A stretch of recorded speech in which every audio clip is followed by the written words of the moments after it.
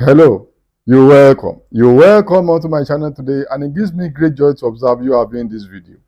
I'm Professor Olayinka Akanle. I'm a lecturer in the university. On this channel, I do a number of stuff, but all the stuffs I do, sociology and research, are very central to them.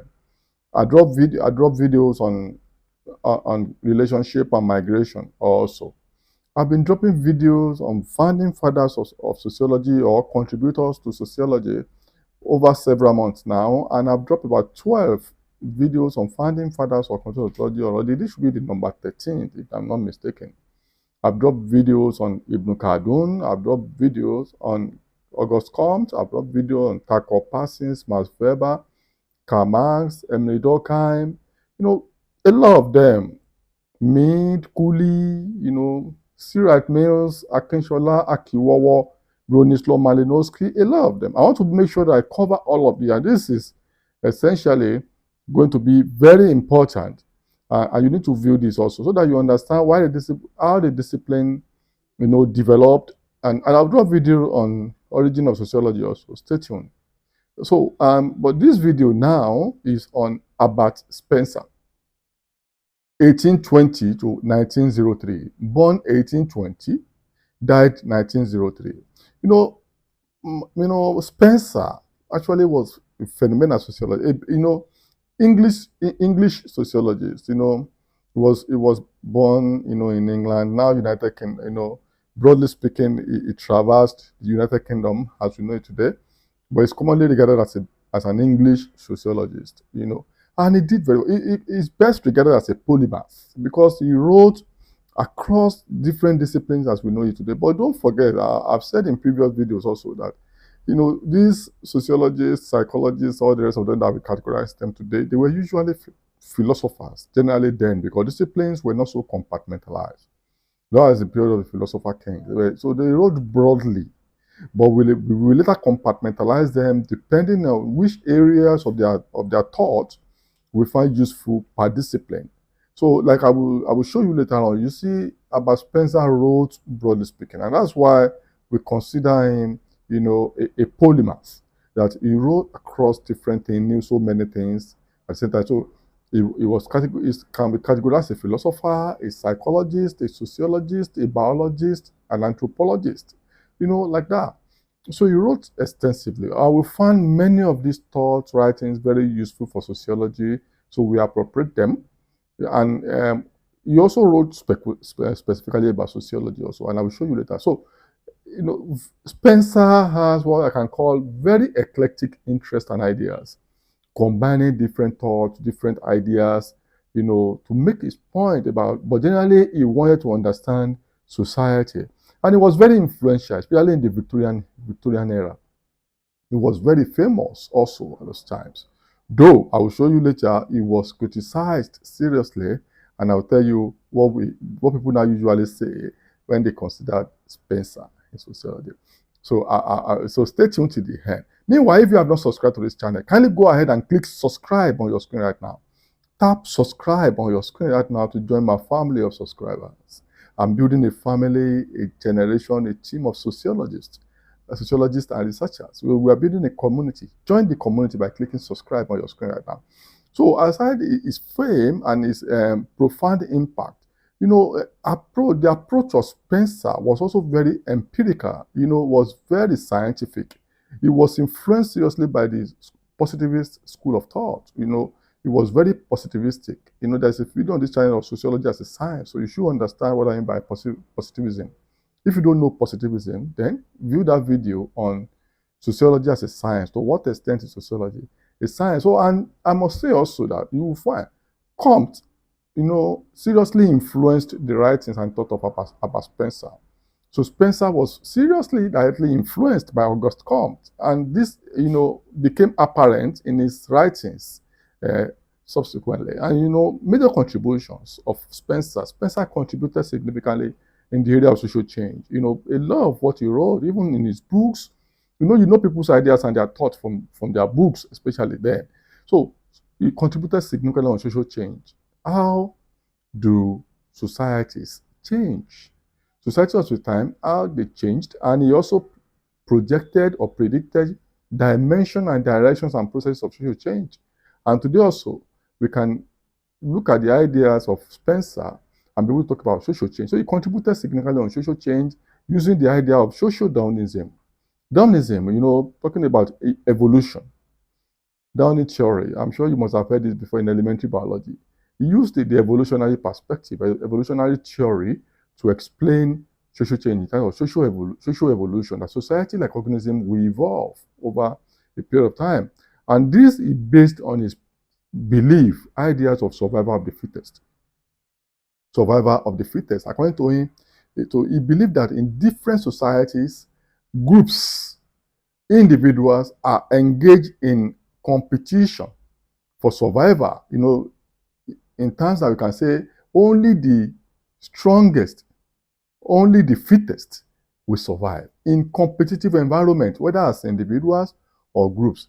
And weaker groups definitely will be consumed, will be annihilated by the strongest and the fittest. So it's about survival, competition, struggles for survival. So even in society, even today, if we want to use the Spencerian analysis, we say even in difficult environment, difficult economic system, difficult political system, climatic conditions, only the strongest, only the most adaptable, the fittest will survive. While those ones who are not strong enough, who are not fit, will fizzle out. So it's the survival of the fittest in competitive environment. That's a major contribution of Spencer. And as society is evolving also, it's changing, only the strongest, only the fittest will survive. In the space of unemployment, difficult unemployment, capitalism, only the strongest, the fittest will survive. You see the way I'm applying the Spencerian concept of survival of the fittest. He also wrote about what I call the organic metaphor, the organismic metaphor. You can also link that to the social change, that that societies will move from simple societies to complex societies. Societies are complex, but they did not start from complexity. Every society starts from a simple forms. But as they continue to change, to evolve, they become so complex. Just like you can also find this in the Durkheimian mechanical solidarity and organic solidarity. Even you can find this in the work of also Ibn Khaldun. That societies, you can take rural societies as simple, but as they continue to become complex due to internal changes and external forces, they become complex that needs unique and specialized management to be able to and people will find it very challenging to survive in complex societies. But it's now the duty of sociologists to know the nature of society and plan for simplicity and eventual complexity. I know that the way we explain complex societies will be different from the way we explain simple societies. And the simplicity or complexity of societies will have implications for human behavior. Rural and urban, small cities and megacities, megacities and smart cities, resilient cities. You cannot compare behavior of people in Beijing or in DC, Washington DC, or Lagos in Nigeria, or Hong Kong, or in Mumbai, or Delhi. You can't compare their behavior to just some rural areas. They are very simple. So this is very important. And society, like an organism, will continue to evolve. And every part of an organism must perform unique role and must perform its role. If you have a hand, for example, a leg, eyes, you see, what I'm trying to drive at is that Spencer also contributed significantly to functionalism, structural functionalism also. Like an organism, that every part of society, the institutions of society must perform their functions. Otherwise, there will be problem. So the organismic metaphor, organismic model, so it's another major contribution of Spencer. So you can see Taco Parsons also in Spencer. Don't forget that I've always told you that these people, they engage in kind of conversation. So one influenced the other. I've shown you that Comte significantly influenced Spencer, and you could say this. So it contributed also in terms of functionalism, structural functionalism, the organismic model, social evolution, social Darwinism, social change. And he also contributed from the angle of society as a system. You can say system theory, that there are different components of society that come together to make society. You can see this in the institutional and the structure. So society has a structure made up of different parts as constituted by the social institutions. And these parts interdepend. They are interdependent on one another to ensure that society functions harmoniously. Don't forget, sociologists want to understand social order, social harmony for societal survival because this discipline originated from chaos. Social disorder as occasioned by Industrial Revolution and French Revolution. I'll drop a video on that after that. Most likely, that may be the video I will drop after this. So stay tuned. So, and societies made up of different parts by institutions, interdependent parts, and the rest of it. So that's a major contribution also that Spencer also made through sociology. Then for Spencer, there are two different types of societies. He talked about societies that are militant and those ones that are industrial. Militant societies and industrial societies. So he gave us two different types of society for us to understand. There are militant society. For him, militant societies are societies that are rigid in their structure. They are not so flexible. They are cohesive. Use of force, military struggles, military strategies, centralized authority. These are societies that are considered as militant. Any society where there's so much rigidity, there's military struggles or military rule, centralized authority, so much cohesion for people to behave by force, they consider those society as militant. Then look at industrial societies, which I'm sure Spencer preferred. Don't forget, we're talking about a period of industrialization, industrial revolution. So it's understandable that he's trying to talk about societies that are militant and to also explain the emerging society of his time, the industrial society. So he believed that the industrial societies are more cooperative, voluntary cooperation. People are voluntary. There's free trade and services. Forces of demand and supply, moderate human interaction, flexible society, more decentralized social structure. So this is what we consider industrial society. And by preference, I'm sure he preferred that system. Because that's a system that was emergent at that point in time, and they're trying to understand. And that's why Weber proposed bureaucracy as a form of organization to run industries and society at that point in time. So they all struggled to understand the social disorder. So, generally, Spencer assisted us in understanding state and social organization. Because there was disorganization at the time. So Spencer was also trying to give framework towards understanding state organization and social organizations generally. So he gave us a lot of strategies to understand how people should organize themselves in the midst of chaos at that point in time. And we still have a measure of chaos even in contemporary society. I'm sure you can see that. The Trumpian era, the Ukrainian war, the Gaza war, the trade war, the immigration challenges, the epidemic, the public health issue, family issue, institutional collapse, the unemployment, the child labor, the street children phenomenon, the kidnapping, insecurity, all manners of problems. So when we're talking about social disorders, chaos, don't only look at the Spencerian era.